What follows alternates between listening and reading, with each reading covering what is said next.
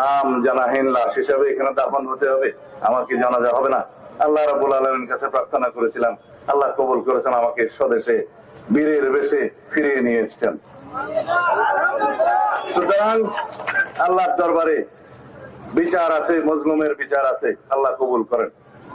আপনারা দোয়া করবেন, এমন বাংলাদেশ প্রতিষ্ঠিত হবে সামনে ইনশাআল্লাহ, যেখানে কেউ গুম হবে না, যেখানে কেউ অন্যায়ভাবে বন্দিত্ব বরণ করবে না, যেখানে আইনের শাসন প্রতিষ্ঠিত হবে, যেখানে কেউ গুম করে বাংলাদেশে কাউকে রাখতে পারবে না।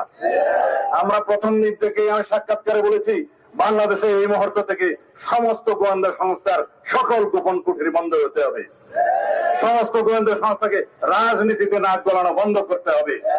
সুতরাং সেই রকম একটি আইনের শাসনের বাংলাদেশ, সেই রকম একটি গণতান্ত্রিক রাষ্ট্র আমাদেরকে বিনির্মাণ করতে হবে। আপনারা অবিরত সংগ্রামে লিপ্ত থাকবেন।